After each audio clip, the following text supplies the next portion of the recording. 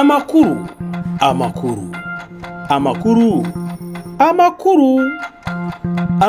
yo mu biyaga bigari.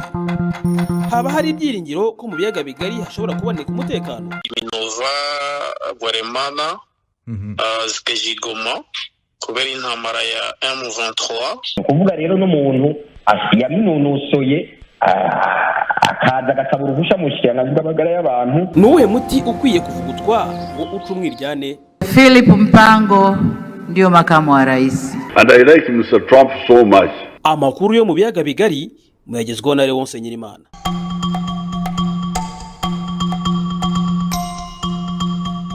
Ndabaramukije mwese kandi mbifurije kugira amahoro y'Imana mwese nshuti bakunzi ba Leonce Nyirimana.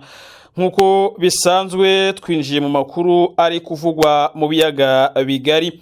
Reka tuyahere hano mu Rwanda aho i Nyamasheke umuhinzi witwa Izabayo Gervais wo mu karere ka Nyamasheke yasanze amasasu mu isambu ye ubwo yari arimo guca imirwanyasuri. Byabereye mu mudugudu wa Giseke akagari ka Muhororo mu murenge wa Kirimbi mu karere ka Nyamasheke ku munsi w'ejo, aho uyu muhinzi akibona magazine imwe n'amasasu 22 bigaragara ko ahamaze igihe kinini. Yahise abimenyesha ubuyobozi bw'inzego zibanze nabwo bimenyesha inzego z'umutekano. Na amasasu rero bikekwa ko yaba yarahatabwe mu gihe cya Jenoside yakorewe Abatutsi mu 1994 kuko ako gace ariko interahamwe zanyuzemo zihungira muri Repubulika Iharanira Demokarasi ya Kongo, hanaba ingabo z'Abafaransa muri Operation Turquoise. Umuvugizi wa polisi y'u Rwanda mu ntara y'Iburengerazuba SP Karekezi Twizere Bonaventure yashimye uyu muturage ko yihutiye gutanga aya makuru. Ibi rero bibaye hashize ukwezi n'igice kandi mu murenge wa Bushenge w'akarere ka Nyamasheke abana b'abahungu babiri bahiraga icyarire mu ishyamba ry'umuturage bahabonye grenade nayo byagaragaraga ko ihamaze igihe kinini. SP Karekezi Twizere Bonaventure yasabye ababyeyi kwigisha abana kwirinda gukinisha ibikoresho nk'ibyo igihe babibonye, ahubwo bakihutira kubimenyesha ubuyobozi kugira ngo habeho ubufatanye mu gukumira ibyago no kubungabunga umutekano. Mu yandi makuru kandi ari kuvugwa mu biyaga bigari, Perezida Paul Kagame yaganiriye na mugenzi we wa Angola Joao Lourenço ku ngingo zirimo yo gushakira igisubizo kirambye ibibazo by'umutekano muke bikomeje gufata indi ntera mu burasirazuba bwa Repubulika Iharanira Demokarasi ya Kongo. Ibi umukuru w'igihugu yabigarutse mu butumwa yanyujije ku rubuga rwa X kuri uyu wa kane, aho yagize ati uyu munsi nagiranye ikiganiro cyubaka na Perezida Joao Lourenço. Twaganiriye ku kamaro ko gushaka umwanzuro w'igihe kirekire kandi urambye ku bibazo bikomeje kubera muri Repubulika ya Demokarasi ya Kongo. Twongeye kwiyemeza gukorana n'abandi ku mugabane kugira ngo haboneke igisubizo, ndetse tunaganira ku gukomeza gushimangira ubufatanye bukomeye hagati y'ibihugu byacu byombi mu bihe biri imbere. Ni ikiganiro kibaye mu gihe ibintu byahinduye isura mu burasirazuba bwa Repubulika ya Demokarasi ya Kongo, by'umwihariko mu ntara Kivu y'Amajyaruguru aho umutwe wa M23 wigaruriye ibice byinshi by'iyo ntara birimo n'umujyi wa Goma ufatwa nk'umurwa mukuru w'iyo ntara werutse kwigarurirwa n'uwo mutwe mu ntangiriro z'icyumweru. Hanyuma FARDC n'ingabo byafatanyaga zamanitse amaboko, izindi zirahunga zirimo n'izahungiye mu Rwanda. Mu gushakira umuti ibyo bibazo byo mu burasirazuba bwa Repubulika ya Demokarasi ya Kongo kandi nk'uko igihe kibivuga, ku itariki ya 29 z'ukwezi kwa mbere uyu mwaka habaye inama idasanzwe y'abakuru b'ibihugu by'umuryango wa Afurika y'Iburasirazuba. Imyanzuro yashyizwe ahagaragara nyuma y'iyi nama igaragaza ko abakuru b'ibihugu batewe impungenge n'uburyo ibibazo by'umutekano muke bigenda birushaho gukaza umurego muri RDC. Bigaragarira rero ku myigaragambyo n'ibitero byagiye bigabwa kuri za ambasade z'ibihugu bitandukanye birimo n'ibyo muryango wa Afurika y'Iburasirazuba, gutwika, gusahura ndetse n'urundi rugomo. Aba bayobozi ba EAC basabye impande zose ziri mu ntambara hagamijwe korohereza abatanga ubutabazi kubagizweho ingaruka n'intambara. Inama kandi yasabye ko habaho gukemura ibibazo mu mahoro kandi isaba guverinoma ya Repubulika ya Demokarasi ya Kongo kuganira n'impande zose harimo na M23 n'indi mitwe yitwaje intwaro irwanira uburenganzira bwabo butubahirizwa. Muri inama Perezida Kagame yabwiye bagenzi be ko hari abanyarwanda benshi bahitanywe n'aya masasu yavuye Goma ndetse asezeranya ko hari icyo azabikoraho. Mbere yo kugera kuri iyo ngingo kandi Perezida Kagame yari yabanje kugaragaza ko iburyo ibihugu by'amahanga biri kwitwara muri iki kibazo bibabaje. Yatunze urutoki ibihugu nka Afrika y'Epfo bikomeje gukoreshwa na Perezida Felix Antoine Tshisekedi wa Repubulika ya Demokarasi ya Kongo muri iyi ntambara. Perezida Kagame kandi yashimangiye ko atumva uko Tshisekedi akomeje gutsimbarara ku ntambara kandi bimaze kugaragara ko nta musaruro itanga.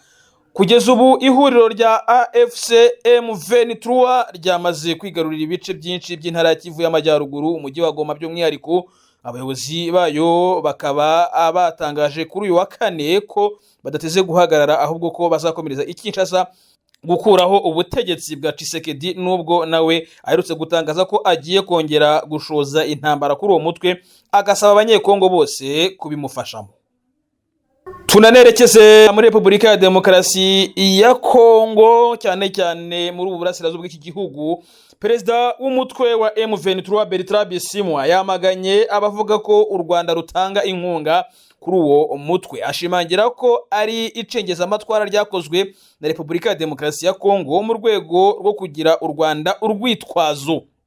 Uyu muyobozi rero yabigarutse mu kiganiro n'itangazamakuru ubwo abayobozi b'ihuriro ry'ingabo za AFC M23 bagiranaga ikiganiro n'abanyamakuru mu mujyi wa Goma.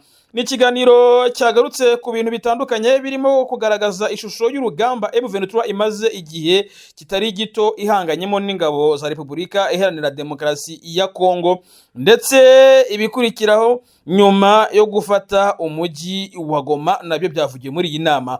Ubwo yasubizaga ikibazo cy'umunyamakuru wo muri Tanzania wabazaga niba koko uwo mutwe wa M23 utwerwa inkunga n'u Rwanda nk'uko bikunze kumvikana bivugwa n'ubuyobozi bwa Repubulika ya Demokarasi ya Kongo, Bertrand Bisimwa yavuze ko icyo kibazo kidakwiriye kongera kubazwa kuko uwo mutwe wirwanaho nta wundi muntu gikesha ubufasha. Bisimwa yashimangiye ko u Rwanda rwagizwe urwitwazo mu bintu bibi byose biba muri Repubulika Iharanira Demokarasi ya Kongo, asaba abanyamakuru kutayobywa n'ibinyoma by'icengeza amatwara bya Repubulika ya Demokarasi ya Kongo. Yagaragaje ko bitumvikana kumva ko buri kibazo cyose abanyekongo bahuye nacyo bitwaza u Rwanda nka nyirabayazana. Bisimwa yagaragaje ko iyo ingabo za M23 zitsinze iza leta ya Repubulika ya Demokarasi ya Kongo, FARDC n'indi mitwe bifatanya irimo FDLR, Wazalendo n'indi, icyo gihugu gihita cyitwaza ko ari u Rwanda rwabatsinze. Yakomeje asobanura ko umusirikare w'M23 iyo ari kurwana abazi neza ko nta yindi nzira yo gusubira inyuma uretse kurwana kandi aba yumva ko ari ugupfa cyangwa gukira. Yakomeje asobanura ko iryo ari ryo tandukaniro riri hagati y'umusirikare w'M23 ndetse n'uwa FARDC. Yemeza ko iyo urwanira ubuzima bwawe nta yandi mahitamo uba ufite uretse kurwana ugatsinda cyangwa se ugatsindwa. Bisimwa yavuze ko mu ntambara bagiye bahura n'abana bato biganjemo abari munsi y'imyaka 25 bahabwa ibiyobyabwenge n'amafaranga bigatuma bajya ku rugamba batarwanira gukunda igihugu. Uretse kandi Bertrand Bisimwa wagize icyo avuga, umuhuzabikorwa wa AFC M23 Colonel Nanga nawe yavuze ko abanyarwanda baturiye umupaka wa Repubulika ya Demokarasi ya Kongo batazongera guhungabanyirizwa umutekano kuko uwo mutwe wirukanye abagizi ba nabi babikoraga barimo ingabo za RDC n'imitwe bifatanya irimo Wazalendo na FDLR. Anaboneraho gusaba impunzi z'abanyekongo ziri hirya no hino gutaha. Ibi nabyo yabigarutseho mu kiganiro n'ubundi bagiranye n'itangazamakuru. Ni ikiganiro cyabereye mu mujyi wa Goma ubwo yasubizaga ibibazo by'umunyamakuru wabajije icyo kibazo ndetse n'icyo bizeza abaturage baturiye umupaka, by'umwihariko abo mu karere ka Rubavu bahungabanyirijwe umutekano, abaturage b'abanyekongo bavuga ikinyarwanda bakomeje kwibasirwa, ndetse n'impunzi z'abanyekongo ziri hirya no hino. Colonel Nanga yijeje umutekano ku bantu bose, asaba abahunze gusubira mu gihugu. Mu ntangiriro z'iki cyumweru nk'uko bigaragara mu bitangazamakuru, ubwo habaga urugamba rwo kubohoza umujyi wa Goma, abasirikare ba Repubulika ya Demokarasi ya Kongo n'imitwe bafatanyije batsinzwe, bafashe icyemezo cyo kurasa ku butaka bw'u Rwanda mu karere ka Rubavu.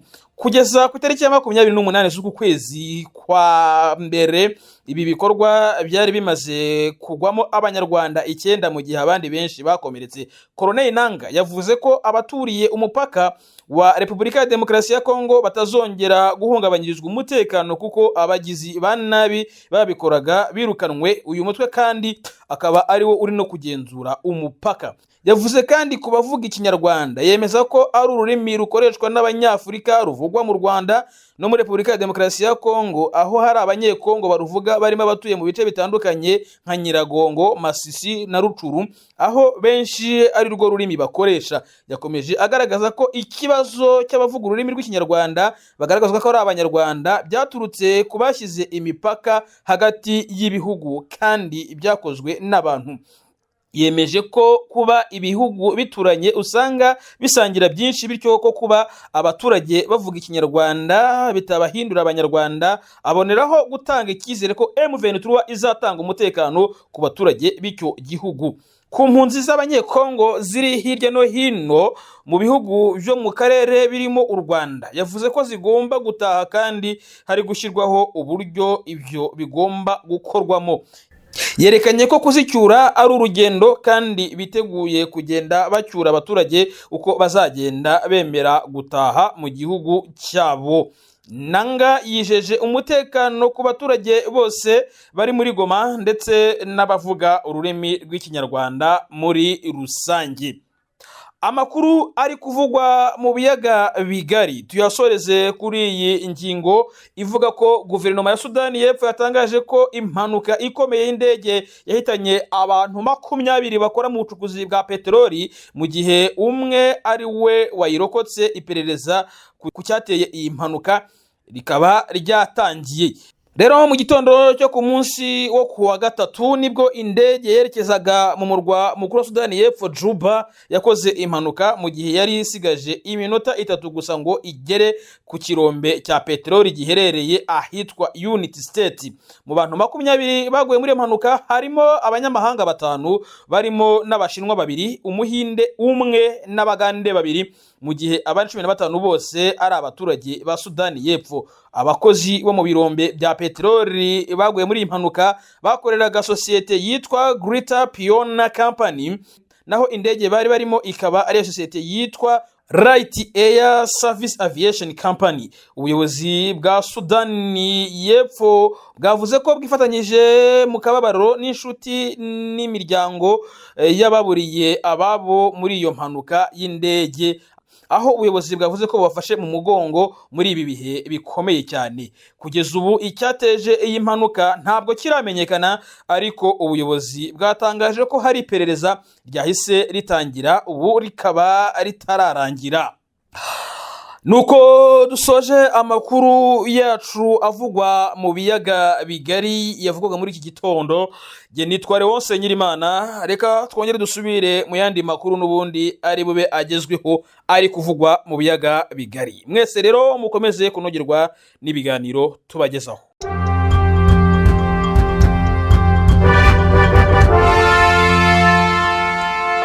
Amakuru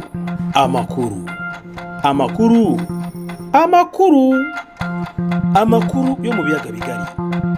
Haba hari ibyiringiro ko mu biyaga bigari hashobora kuboneka umutekano. Minova, Bweremana, Goma, kubera intambara ya M23. Kuvuga rero n'umuntu yaminonosoye akaza agasaba uruhushya mu kirana bw'amagara y'abantu. Nuwe muti ukwiye kuvugutwa ngo uca umwiryane? Philip Mpango ndio makamu wa rais. And I like Mr. Trump so much. Amakuru yo mu biyaga bigari muyagezweho na Leon Senyirimana.